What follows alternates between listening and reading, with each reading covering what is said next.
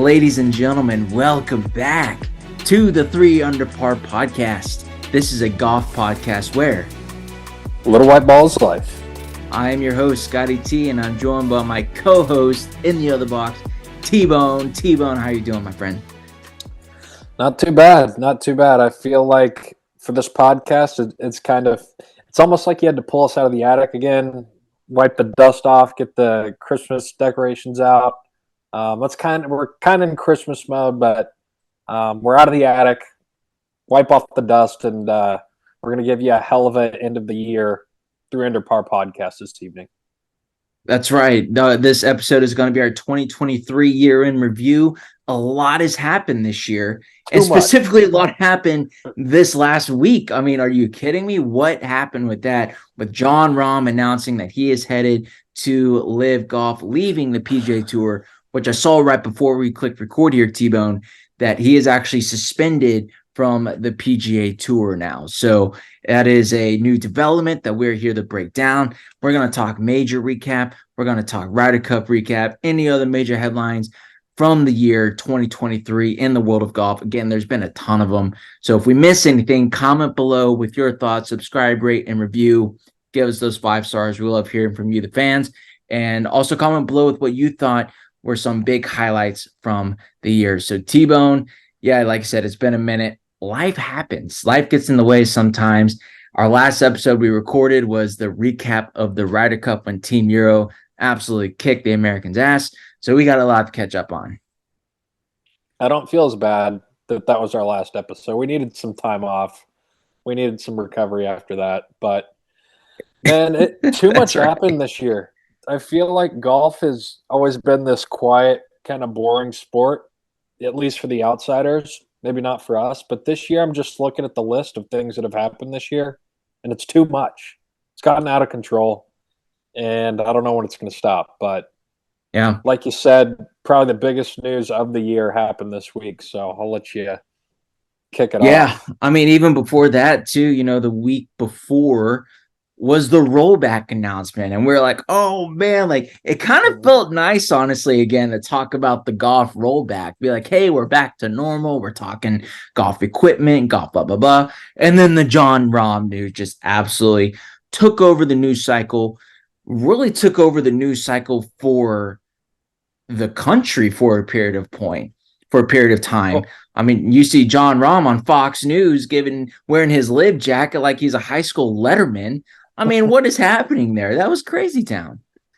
I guess we'll touch on this. Well, no, let's go back a little bit because so much has happened this year that the craziest thing possible with all of this going on the last few years is that the PGA Tour and LIV would merge. I still don't think anyone knows what that means or what's going to happen or what the result's going to be, but I'll never forget this year. We've been talking about LIV for kind of since we rebooted 3 Under Par 2.0 this year. It was all about LIV. We missed it in kind of our first run at the podcast, but we were trying not to talk about it. It was LIV, PGA Tour, all this stuff. And the fact that they merged and you see Jay Monahan meeting with Osser, whatever his name is, I was just like, how did this happen? And ultimately this can't be good. But the rollback, the back and forth, it just almost feels like a golf apocalypse year. Yeah, no, I totally agree. It's been an absolutely just crazy season, absolutely wild. So yeah, I don't know. Let's start with Jon Rahm. Let's kick it off from Rahm thing. As things have settled down, the move to LIV is becoming less and less controversial, at least in my opinion. I think everyone else can agree with that. And I think Spieth touched on the Rahm thing today, and he said, or this week, and he said, both the PGA Tour and LIV are both uncertain and probably not the best places or the best future ahead. So why not just take the money? Yeah. I completely agree. I mean, again, we still don't know what this merger is. what that's going to entail. It looks like ultimately these guys are going to be able to play majors and get world ranking points, and all that's going to sort itself out. So again, it sucks. I think they had a strong crew together still on the PGA Tour, but I mean that was the nail in the coffin with Rahm, best player in the world, arguably Masters champion. I think he was holding out for as long as he could, and it never really seemed like he was a threat. But guess when you get $600 million, you can make that move. So No, that's absolutely right. I mean, at the end of the day, money talks. It really does. But I find it so interesting because back in June at the US Open, when he was asked about this, he was saying that that type of money wouldn't change his life. She's not wrong. There are even studies out there. Once you reach a certain threshold of money, it does not affect your happiness or even your lifestyle. But at the end of the day, money talks. He was saying he plays for legacy, but that's why LIV didn't interest him. And I don't know what changed. It can't be just the money, right? If it is, then I just think there's a bit more to the story there. I don't know if he was given like ownership in LIV or if he was, what exactly the details of the contract are, but it has to be lucrative. It has to be worth his time and his effort to make that jump over. Now, to your point, he is the defending Masters champion. That's a great, great get for LIV. I think my voice just cracked there, but that's a great get for LIV. And he's already exempt into all the major tournaments. The only one he won't be able to play in is the Players now. I mean, really, he's missing out on an opportunity for a major there. So let's let that slide. But he's exempt to all the big tournaments. Even Rory said that he wants Jon Rahm on the Ryder Cup team in the future, so he can be on there. Because Brooks has set the precedent now that a LIV player can play on the Ryder Cup. It's a very weird situation. I think the PGA Tour is still going to be around, but on a week in and week out basis, for every other tournament outside of their major ones, the PGA Tour is dead. In my opinion, the PGA Tour is dead, especially your smaller tournaments, your wraparound fall schedule tournaments, Silverado, heck, even here, maybe in Houston. The PGA Tour is dead on a week in and week out basis. It might be, I don't know what's going to happen, and it also depends, to your point too, if PIF and the PGA Tour actually merge. It announced earlier that they would, but nothing has happened since. And I'm pretty sure they have until the end of the calendar year. Checks the date, it's December 11th. There's like nothing's happened since. So I don't know what's going to happen there because they announced that. We're like, okay, LIV's going to merge with the PGA Tour, but it's like they post Jon Rahm. I don't know what's going on. This is a very murky and weird situation. Yeah, I don't think it's one of those things that can happen quickly, and I don't think it's going to. And again, it's so unknown, and I think that's what flipped for Rahm. If if the PGA Tour's up in the air and potentially in trouble, why not take money and move on, and you can still play in majors for the rest of your life. And it sounds like you said with Rory, they're gonna make the Ryder Cup work for him. It's gonna be fine. So it sucks. I like watching a lot of these tournaments, but I'm not going to watch them as much with a lot of these guys missing and guys continuing to move over. But I don't know. I think they got to get creative. I think there's a lot of new things happening with golf this year. Like there was Full Swing. There was even the Drive to Survive Full Swing tournament, which kind of, I don't know That was how weird. I felt about it. It was a little messy. Yeah. But even things like the tournament this weekend, the Grand Thornton co-ed tournament, I thought that was really cool. The Did you PNCs watch? this weekend. Yeah, I watched part of it. Okay. I think kind of those new format. I mean, this is again another beating a dead horse of things we've talked about in the past about new formats for golf, but I think they are kind of cool and can drive some interest. Like I'm really looking forward to the PNC this weekend with Tiger and Charlie and JT and John Daly and Lil John. I love watching that tournament. And yeah, it's going to be, I don't know, things like that will keep me interested and definitely way more interested than any LIV golf tournament, at least for the time being. It's hard to watch LIV too. Let's be real. What are they on the CW Yeah. or something like that? the PGA Tour still has this. They still have the major broadcast networks as their partners. And so LIV has that going against them still. And so I don't know. Look, Jon Rahm going over to LIV might not get me to still tune in to LIV yet. Because hey, I can't even have the CW actually. I cut the cord, man. Like I don't have the CW. So that no, LIV is still in a tough spot in that regard. Honestly, I thought they'd be better doing YouTube because YouTube is practically TV now. I don't know. Golf's in a weird place, man. I think LIV Tour and the PGA Tour are gonna have to play ball. They're gonna have to be good together. They have to find a world where they coexist. And I don't think either one of them want that. I think they want to, slash at each other's throats or get after each other. They want to take each other out of the marketplace, which I still find interesting because I go back to where like they're supposed to merge. Like, I don't know and maybe that's what Jon Rahm is thinking. Hey, they're going to merge. I'm going to go get that bag now. And so then when they do finally merge in 3, 4, 5 years, I still have all my status. I still have my points because winning the Masters, you get exempt for everything for like 3 to 5 years. So he's probably thinking, then I'll come back to the PGA Tour. I don't get it. I really don't get it. And people ask me this all the time, actually. I was asked about it again on Sunday, and I'm just like, I don't know. I really don't know. I mean, do you get the same? And like, I wish I had a better response to this, but I don't know what's going to happen. I don't know. Yeah. And I don't believe people that think they do know, because it's just, it's the other thing that's crazy is Jay Monahan, saying these guys are exiled for life from the PGA Tour. Yeah. You can't later, he's pulling out the merger. It's wild. And then he went on medical leave. I mean, what a year. What a year. What a year.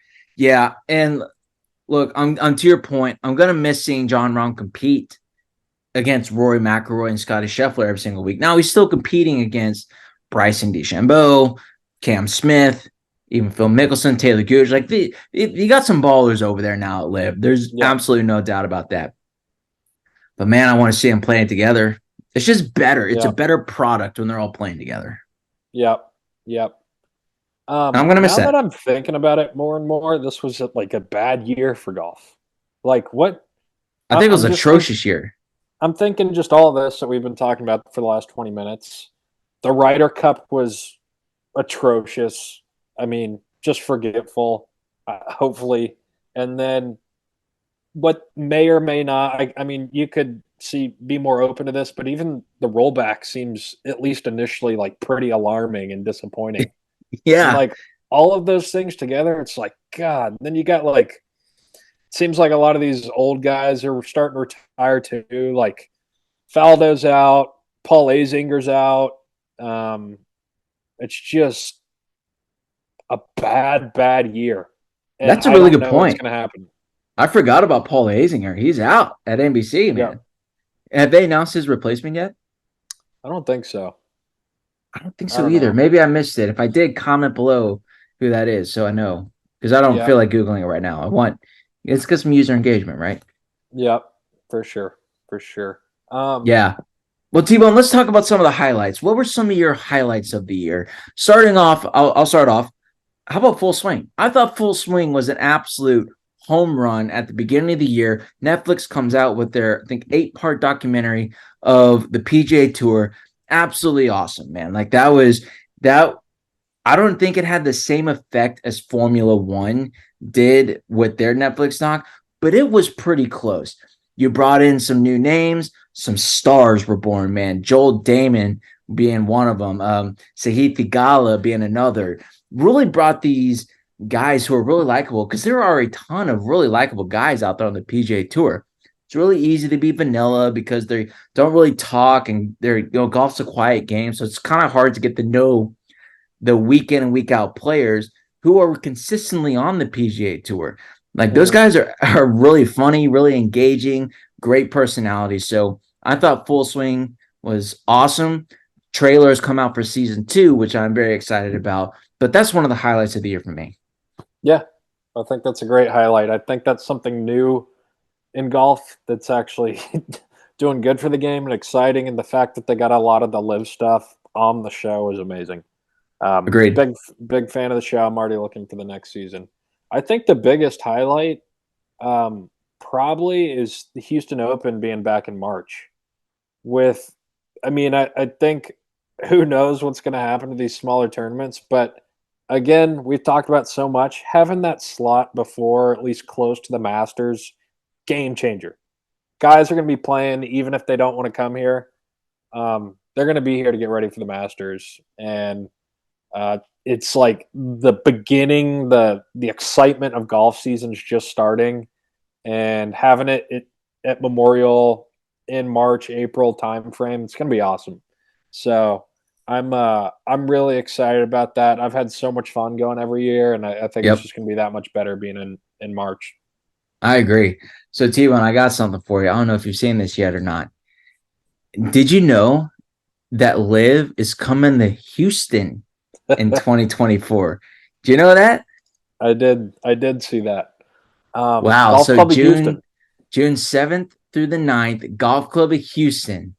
Remember, it's only 3 days. It's not this week, maybe a week-long event or whatnot. Well, I'm sure they're out there for practice rounds and whatnot. But 3-day event, 54, shotgun start, June 7th, 8th, and 9th at the Golf Club of Houston, the former home of the Houston Open. T-Bone, like, there's got to be something going on there. Like, I don't know what it is, but the fact that it's a competitor to the PGA Tour at the former home of the Houston Open, there's got to be something happening there, I assume. I'll tell you this, I'll for sure be there. Yes, let's go. I'm down, actually. I know I don't want to hear it. I know you give me a hard time about LIV, but I'd be totally down to go. Yeah, I'm excited. I'm not gonna lie. As much as I've shit on him, I am excited. I've got my Fireballs hat that I'll be ready to rock. Oh my gosh. But at the same time, also, it just shows you probably like how limited their options are if they picked Houston in June. I mean, it's gonna be miserable. Yeah, maybe we're tough. like right before the heat wave, but it's not gonna be ideal. I mean, look, you can't do it any later than that. And literally, when I saw the day, unless you want to die from heat exhaustion. Whenever I saw the date, I think I looked at my wife and I was like, they can play in shorts. Yeah, they can play in shorts, so they're more likely to do it. I'm just saying. That's a good point. That is a very good point. Yeah, and look, like Houston, I mean, Golf Club Houston is not a walker-friendly golf course. It is just absolutely not. God, no. So the fact that they're playing in June is tough. Shorts helps, but it should be really interesting. And like, honestly, I bet you there'll be not as many grandstands either. Yeah. Just so it might be a better viewing experience actually to go out there and watch them. Yeah. I'll be there. I plan on being there. Yeah, we'll see. But I think another I know a certain listener who's not going to be happy with this, but I think another highlight of the year, something that will go down as a good memory of 2023, is you got to throw Michael Block in the discussion. PGA Championship, Michael Block. I don't think we've ever really seen anything like that. There was some Cinderella Disney type shit right there with the top 10 or 20 finish, whatever it was, the hole-in-one on Sunday.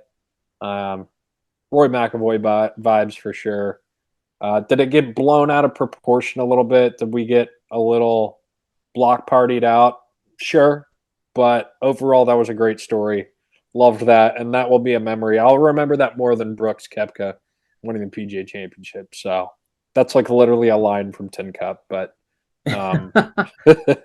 good stuff there. Yeah. No, I'm glad you said that. That was going to be my next thing to bring up was the block party. The block party was absolutely electric. I mean, this guy, Michael Block, was living the dream. He was just he was Tin Cup, right? He's a head pro out there, just gets hot at the right time, and just hole-in-one, plays with Rory McIlroy. Yes, there was the love affair that probably went too far, and came out later that he was like, hey, if I had Rory's length, then I'd be on the PGA Tour. Yeah, that was it. Yeah. I was like, dude, just stop talking. Oh, I forgot about that. I forgot about Yeah. that. So all that being said, though, it was still a great moment, and I really don't want to take that away from him because he deserved it, and he played his ass off. He's exempt into the tournament next year as well. So I agree Yeah. with you. I'm gonna remember that way more than Brooks Koepka, and that was Yep. Brooks Koepka's fifth major too. So that really is saying something. Yep. Yeah. Yeah, that was wild. That was wild. Yeah. Um, So, T-Bone, outside of that, though, I really am having trouble coming up with some other top moments because you said it earlier. It was kind of a crap year in yeah. golf. Jon Rahm winning the Masters is all. I mean, the Masters is always a highlight. Let's be real. Yep. Scotty Scheffler won the Players. Wyndham Clark, the U.S. Open was pretty good as well. Yep. It would have been great, honestly. It would have been such a better moment, rather, if Ricky Fowler won. It just would have. It would have Yep. been so much better with everything that Ricky has gone through to come out on top and finally get his second major after winning the Players in 2015. So, but to get that U.S. Open would have been great. Brooks winning his fifth major, and then Brian Harmon winning the Claret Jug. Like, cool. It was a blowout. It wasn't even close. That was And wild. then I guess another one is Team Europe kicking some ass in the Ryder Cup. I mean, they absolutely destroyed everybody. And Mhm. Luke Donald will be back in 2025 when the Ryder Cup is at Bethpage Black. Yep. Yep. I think another person who will probably be back and who's gaining momentum quickly is Ludwig Aberg. Oh, so true. He These won a guys, couple weeks ago. yeah, he won. I mean, people are like, there was like a rumor that these two pros were overheard talking about like, there's no way I'll beat this guy. So this guy's been kind of low key hyped up for a while, and I think he's about to break through, and that could be an interesting storyline heading into the new year for sure. Yeah. I mean, even to that point, how about Victor Hovland? Victor Hovland winning the FedEx Cup, right? I mean, dude, that guy got absolutely hot at the right time.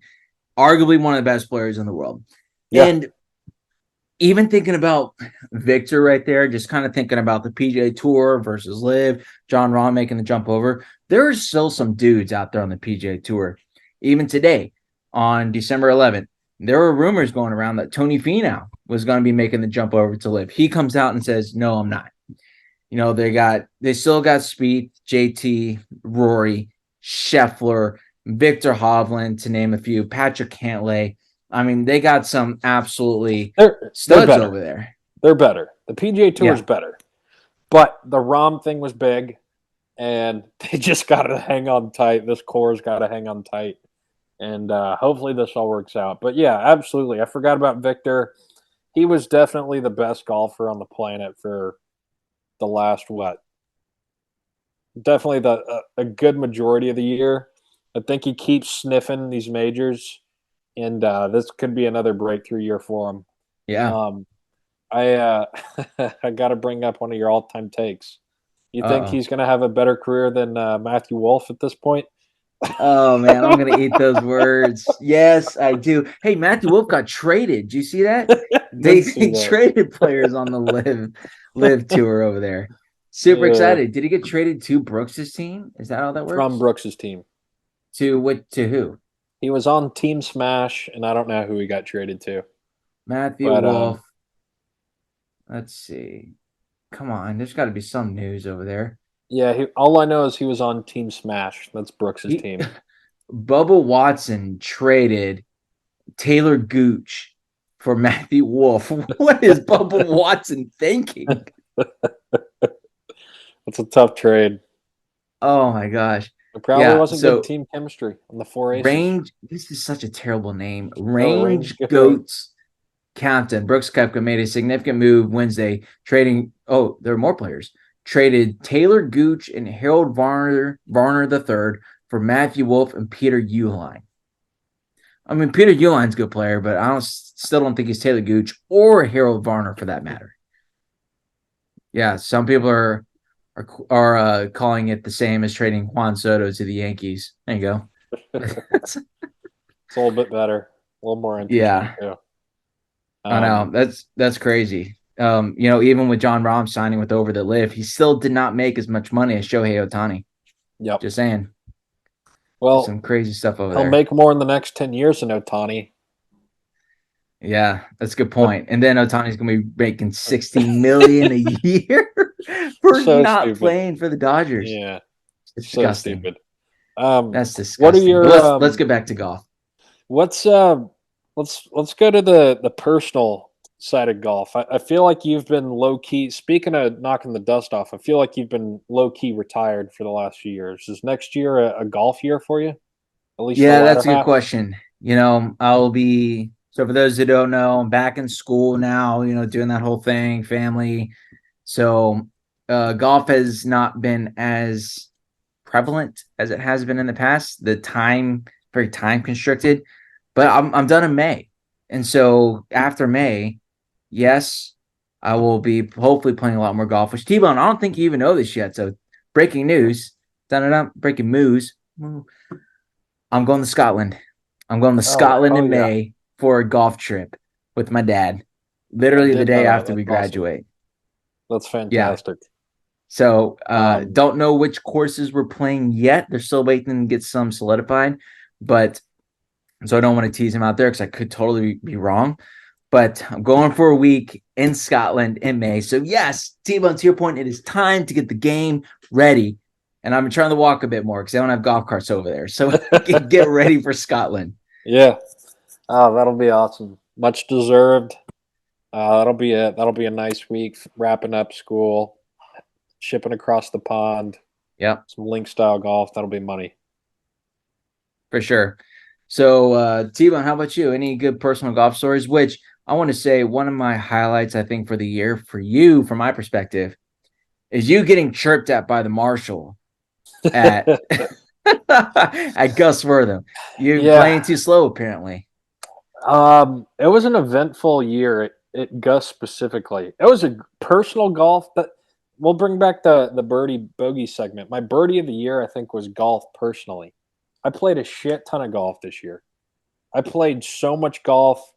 I felt like I didn't even care that it was a brutal summer. I was going to go tee off at 11 and just let it rip. And I shot my love that. lowest career round. Almost punched a Marshall. Um, got to play in Michigan.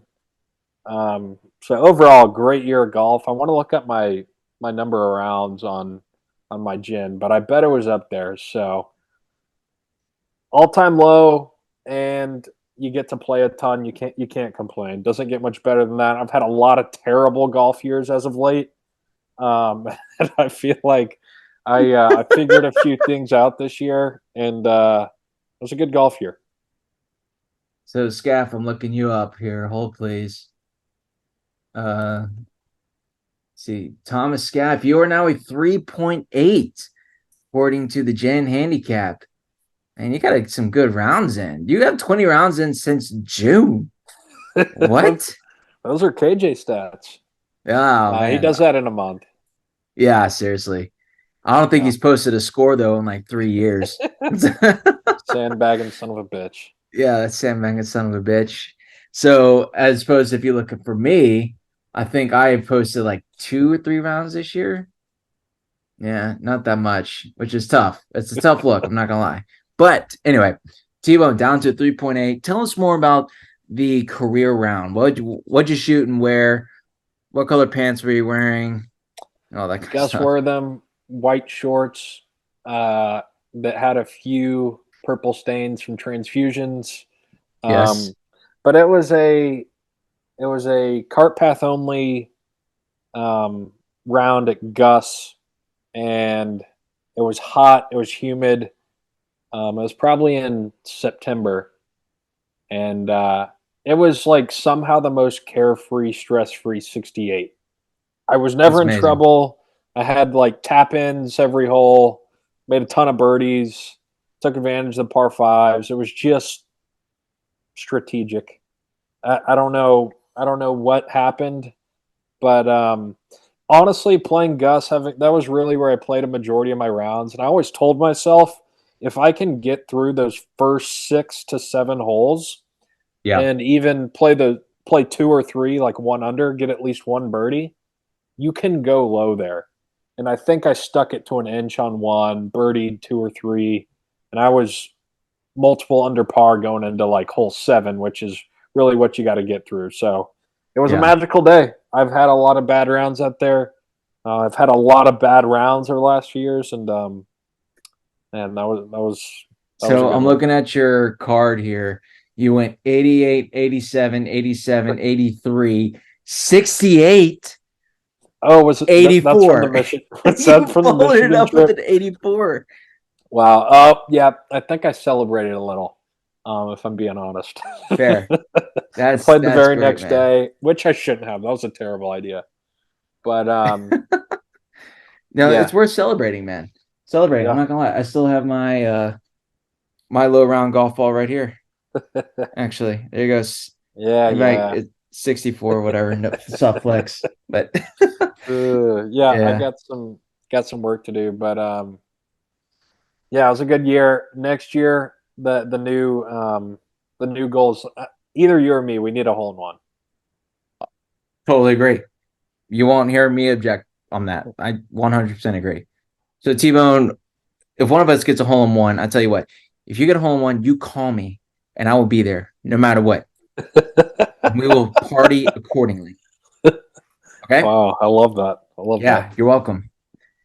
I guess seriously though, how about the fact that none of us have one? By none of us mean me and you. Like that, I feel like that's kind of ridiculous. Like people have that on me, and I'm like, you're right. Like I don't know. I can't explain it. What sucks is like I haven't even been close in a while.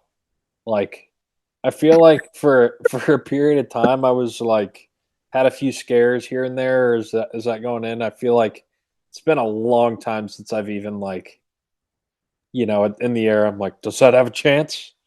Maybe I have, but it just doesn't feel like I have like ones I remember, and it's But yeah, no, I agree. Yeah, it's been way too long. But yeah, I would say one of my highlights for me golfing wise is, at least for this year, it's always fun going up in the mountains. I was fortunate enough to go to Colorado this summer for about a week, and getting to play golf up there is always a blast. The ball just travels for forever, it feels like, and overall I played pretty well. Like it wasn't my best stuff out there, but considering golf is very minimal this year for me, still even posting a sub 75 round, like I'm fairly happy with that. Yeah.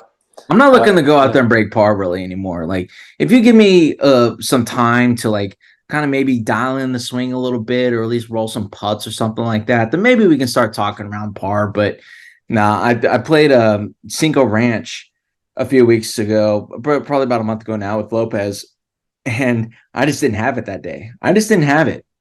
And Lopez looks at me after the round. He's like, "So what'd you shoot with your D game?" I was like, I still managed to post a sub 80 round, but like the point is, like, I'm not looking to go out there and shoot under par anymore, at least at this point in life. And that's okay. I'm looking to go out there and have fun, honestly. And that's the whole point. That's why we do this podcast. That's why we want to encourage everybody to go play golf, is to get outside and have some sunshine, be a little active, and just have fun. Golf is so much fun. It is so damn maddening at the same time, but just go out and have fun, play golf, play the way you want, blast music or whatever. Just go out and have fun. That's what it's all about. And if you go out and play well, it's even better. Yeah, no, I think that's a great final message for the year. I think, just in our last few monologues there, go low, or maybe have like I don't know. No, fuck that. Go low and have fun this next year on the golf course. Makes it better.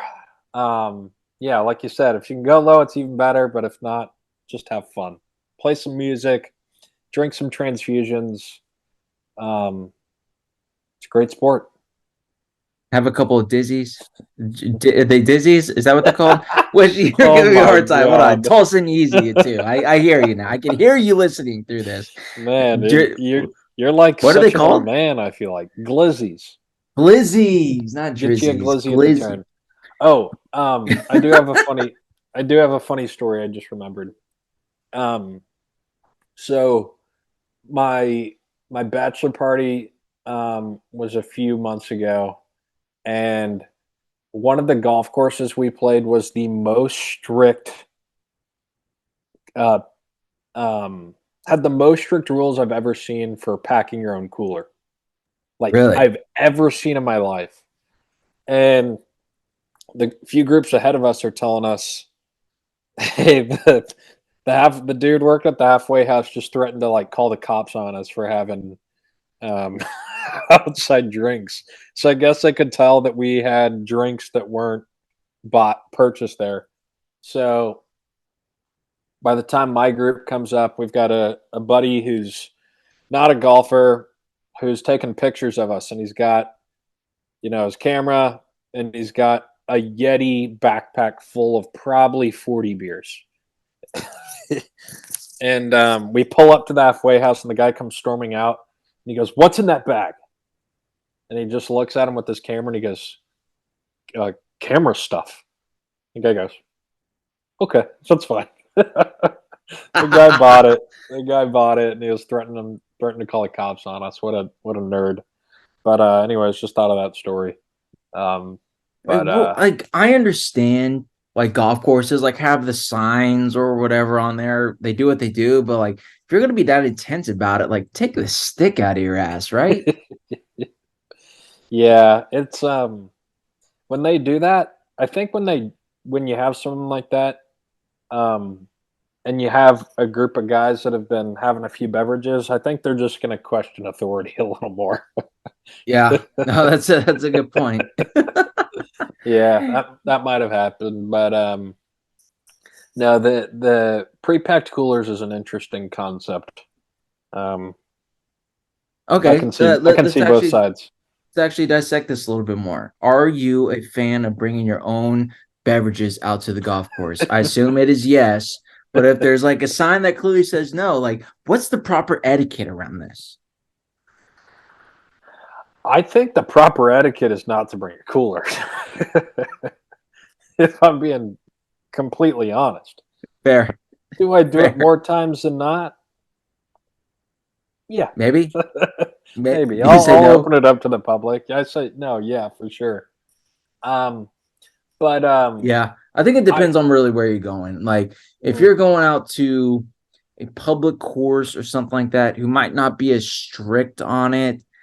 Yeah, I mean, look, I think bringing a cooler out there is a bold strategy, no matter where you are. Because I could see like some public courses being really strict on it, but then also others like, hey, we don't care. We're glad you're out playing the golf course.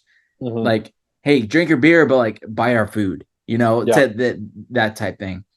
Yep. You're more. I think it's easier to bring a cooler out to a private course, but it's also really frowned upon too because they're like, hey, you don't want to make the member look bad, especially if you're the Yeah. guest. Now, if the No, I guest is think bringing the cooler, like I'm thinking of Jay back at Hearthstone, he would just bring the cooler out there and was like, great, we wouldn't care. We just full send, let's go. But it's definitely like easier to bring pocket shots. So I think you can always bring pocket shots out in the bag, right? yeah. Oh, I think that's fair game for I sure. think that's the move. Yeah. Yeah. Maybe buy I think the way you do it to be classy about it is you bring one and not the other. If you bring a few beers, maybe buy a Mm, cocktail or a hot dog, sorry, glizzy. yeah, there you go. Or if you're bringing pocket shots, maybe buy a few beers. Tip the cart girl or the halfway house. I think that's how you can go about it. Um, I like that. but the yeah, private course, that's not something I've ever really dabbled with. I'm just happy to be there. But my brother told me that Sharpstown actually encourages you to bring booze because I don't think they Really? yeah they have like a limited bar, maybe don't even have a bar, so they encourage it, which is still a course I haven't played. I'm not really in a hurry to play it. Um, Really? That's my oh, dad's favorite golf course. you did tell me that, and I Yeah. was also. Um, I think all golf podcasts are good golf. Wow, I Oh. just short circuited. I think all golf. Holy shit! I can't talk. Try again. Try All again. right. I think all golf You can't do it. I'm not fucking around anymore. All right. I listened to a podcast with man, What kind? that literally took me 4 times and I couldn't get through it. So I'm just gonna move Golf on. podcast. Yeah. We're hosting one right now. I can't do it. Anyways, it was a podcast with Lee Trevino. And one of his first professional wins was at Sharpstown. Really? Yeah. I missed that one. I have to go back and listen to it. It's with No Laying Up. No laying up, right? Okay. After you guys listen to this one, maybe go check that one out. Yeah, no, they're great. The no laying up guys are great. So yeah, I mean, Lee Trevino is one of those guys where he can tell a story, and he has incredible. A billion of them. Yep. Yeah, it's a great podcast. It's a great golf podcast. There we go. Let's go. Well done. Well done. Damn, that kind of scared me. I couldn't talk for a second. But, yeah.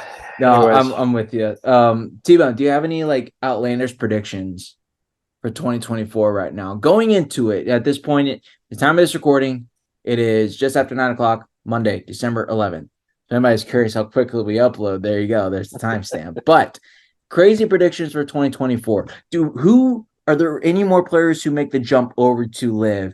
Is there like, does Ricky Fowler get his first major championship win, or you know something to that effect? I think predicting more LIV players are like, that's easy, right? But who do you think, if any, were to make jump? If anybody makes the jump to LIV, who would that be?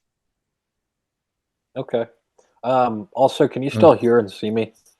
Yeah, you kind of froze on me. Okay, your screen's black, but for the time being, we're still rolling. So I guess, I've heard rumors of like Tyrrell Hatton potentially going. Okay. So I won't take that as like who's most likely to go. I'll give you kind of more of a wild card. Honestly, I think anyone European has a chance of going. I just feel like they're more into the team aspect. Yeah. The schedule's a little more international, but I really don't see a guy like Victor Hovland going. I think he's like young and still wants to keep grinding. So I'm not going to pick him. Man. Yeah, I mean, there was rumors of Schauffele going over for a while. Yeah, yeah. I mean, yeah, Victor, I don't think he will. Rory obviously won't. I'm looking at the world golf rankings right now. Homo won't probably, I don't assume. Cantlay and Schauffele are just kind of wild cards to me. Like, I just don't know much about them, so they could. I could also see a guy like, I don't know, maybe Brian Harman or Keegan Bradley going over, go get that bag. I don't know. Yeah. Yeah, I'm trying to think of like prime, maybe slightly past prime European, or like an old American dude. I think that's kind of the mold for LIV right now. I mean, if Ludwig Adberg goes over, that would be huge. Absolutely huge for LIV. Yep. What if the PGA Tour like turns into minor leagues for, like, because they have such a strong hold on like the development tours, PGA Tour or Latin America, Canada, Corn Ferry, obviously working the way up. But then like once this post merger happens with PIF, PGA Tour, if it happens, does the week in and week out PGA Tour stops just turn into like the AAA of golf now, like merge the Corn Ferry guys, and like I guess more money would be involved because more people are being paid on the tour and trickle down. But that's what it might turn into. I don't know. It's crazy. I actually meant to tell you, a previous guest who I haven't checked in with in a few years, man by the name of Chris Stroud, tried out for LIV a few weeks ago. He like entered their qualifiers. I don't think he made it. Yeah, breaking news. But anyways, I was kind of thinking about this whole LIV and PGA Tour dynamic, as I've kind of thought about a few times this year. But I've been thinking, I think there's like one or two things that could happen for both either the PGA Tour or LIV that will destroy either one. And the one the PGA Tour one is way more fragile. I think if you like one person, I think if you get Scotty Scheffler to live, it's over. If you get maybe someone or Tiger to live, it's over. A big name, it's over for the PGA Tour. What I think still is not set with LIV is the World Cup or the world rankings. If they Yes, don't it's get huge. that and they stop these guys from not being able to play in majors, except for the few that have had these past champions, I think that's the one thing left that LIV is kind of holding them back on. So I don't know. I'm just kind of blabbering right now, but they both still have hurdles, or, I or, agree. or kind of hanging on by a thread. And unfortunately, the PGA Tour one is maybe a little more fragile because ultimately, once you get enough guys over there, Rahm was probably the biggest one to get over there. They're going to figure out the world rankings. They're going to figure out the majors. They're going to figure out Ryder Cup. And again, a lot of this has been because they say the best players don't play there. Now they got Rahm. So this thing's, just spiraling as it has been for the Yeah. most of the year. And yeah. All right. I got a prediction. Yeah. Well, it probably won't be. This is more a prediction of if and when the PIF and PGA Tour merge, there's going to Yeah. be a new major that we call a major form.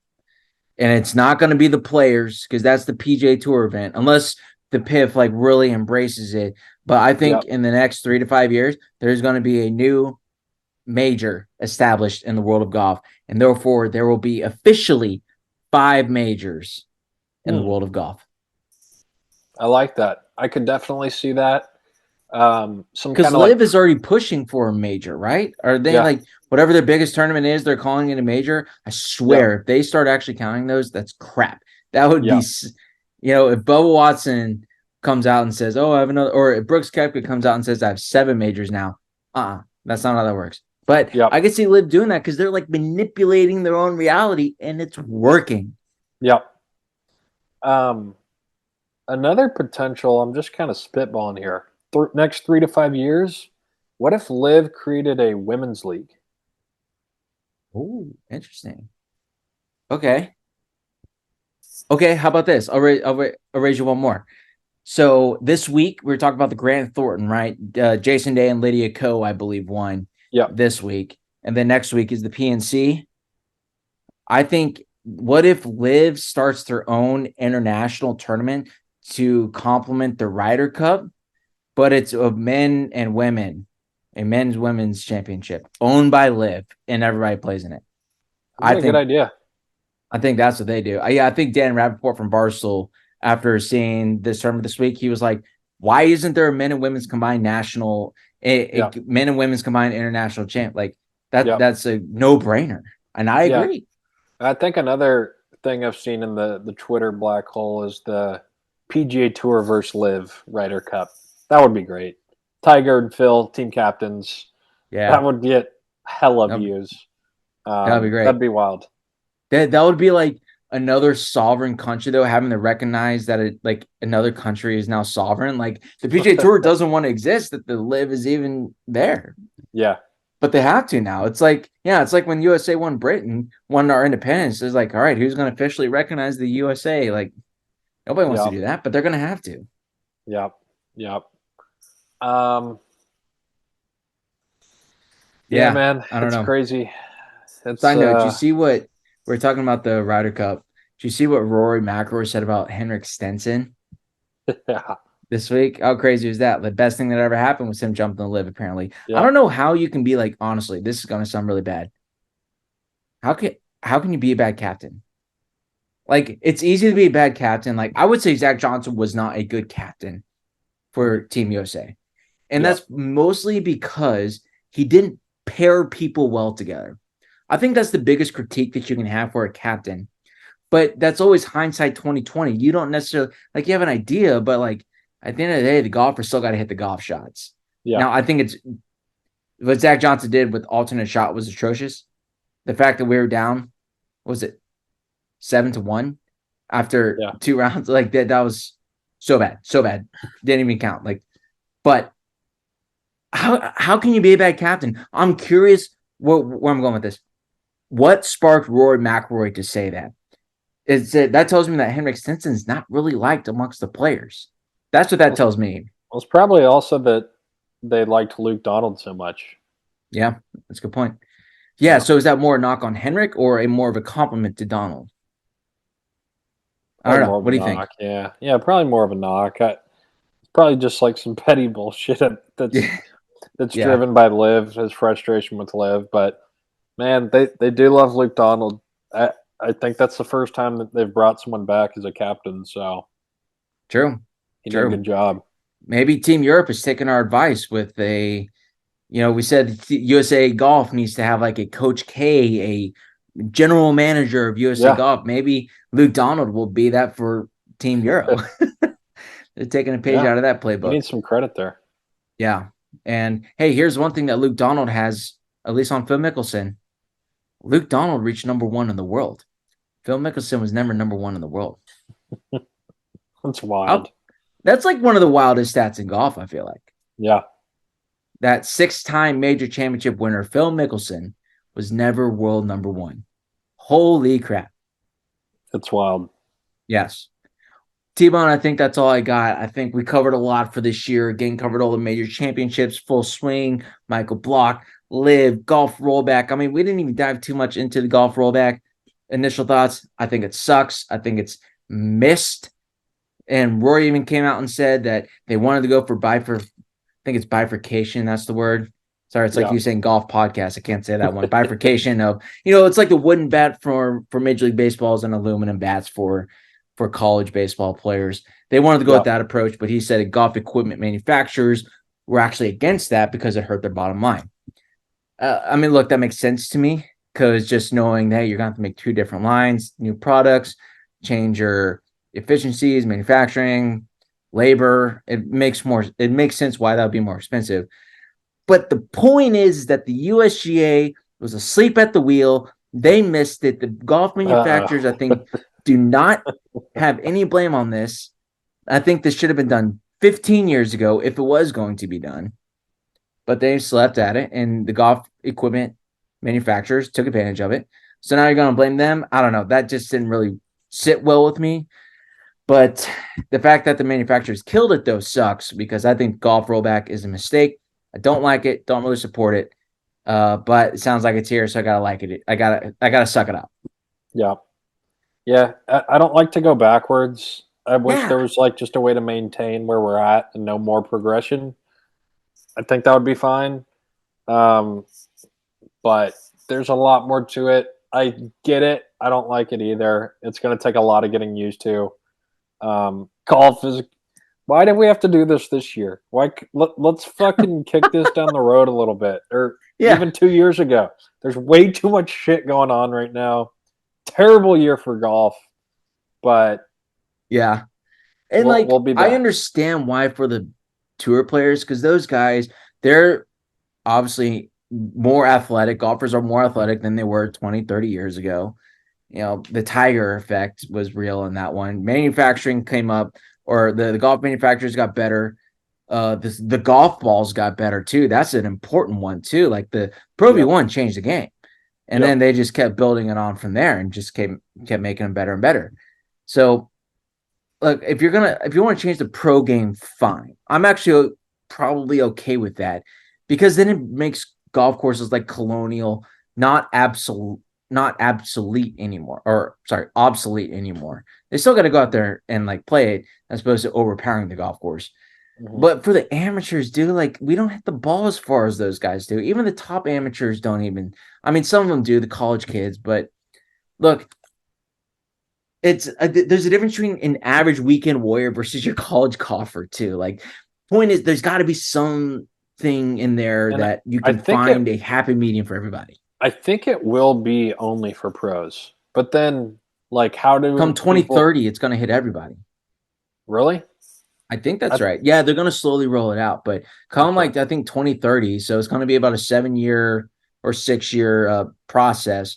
to get the amateurs used to this new golf ball. And then everybody's going to forget about it. And we're going to be like, hey, do you remember when we used to hit the ball so far? Yeah. Like, it's back in my day. Yep. The good old days. Interesting. But yeah, T-Bone, really interesting year for golf 2023. We started off hot with major championship winners, kind of declined. Team USA sucked. Team Euro was great. LIV, the Civil War, the merge. What a wild year. And I'm glad we were back to cover a lot of it here on 300 Par Pie. Yep. It was a good year to bring it back. We missed the initial LIV news, but we covered probably the biggest story since. So it's been an eventful year. Yeah, kind of sucked. Personally, had a good golf year. Had a lot of fun. Played a lot of fun courses. Congrats. Hope to do it again next year, and let's make some hole-in-ones, baby. That's right. Well, T-Bone, I think this might be our last episode of the year, unless something absolutely drastic happens, which we can. So we hope everybody has a phenomenal holiday season. If you had some great golf moments from your personal golf career, or again, anything that we missed for this year, let us know in the comments below or send us an email. Heck, most of y'all have our phone numbers, so just text us and maybe we'll issue a correction on the Instagram story. But let us know again what your top moments were for this year. T-Bone, we got a couple sponsors this year too. Really proud, really glad to work with these people. So I want to give them a shout out. One more time, links in the description below. Drinking Buddy, drinkingBuddy.com, promo code 3under. Again, link in the description below. It helps curbs those. Look, it's not the hangover cure, but it helps you make it feel a little bit better, a little more uppity up for the next morning. Because why, T-Bone? We don't miss tee times. We don't miss tee times. It's there. It helps. It works. Also, Chip Golf Co. The golf gloves are great. Randall was on the pod this year. Got to hang out with Randall down in Austin earlier this year too for some school stuff. And so really great time. Love those guys at Chip Golf Co. So go to Chip Golf Co. That's 2ps.com. Promo code 3under par for 10% off your order as well. They got some new swag actually. They came out with some new designs. So really glad to check that out. Hey, maybe it's a good stocking stuffer as well. So use that promo code. If you're in the Austin area, hit up Waterloo Turf. Tell Lance that 3under par sent you. T-Bone, how about the Paisley House? Paisley House, right here in Houston. All your interior design, furniture needs. Hit up Joni. Like Scotty T said, tell him that 3under sent you. That's right. Again, holiday season. If you're looking for some makeovers, I know some people who are going through some renos right now. So T-Bone, so probably we'll send them your way. Phenomenal year, T-Bone. Appreciate you doing this. It's been a lot of fun. We'll be back in 2024. Probably the next episode will be predictions for the year. And we're probably going to be a lot about them because they could not predict hardly anything that happened this year. But what a year it was. We appreciate you, the listenership, for taking along this ride with us. T-Bone, send us out. Or last word to you. I was locked and loaded for the whatever. Do you have any final thoughts? I'll go back to just have fun on the course. I had a great year playing golf. The golf itself, pro golf, I think sucked, which we've talked about for over an hour now. But we're gonna keep coming back. I'm gonna keep teeing it up, and we love golf. And remember, little white balls life. You mix it up on me.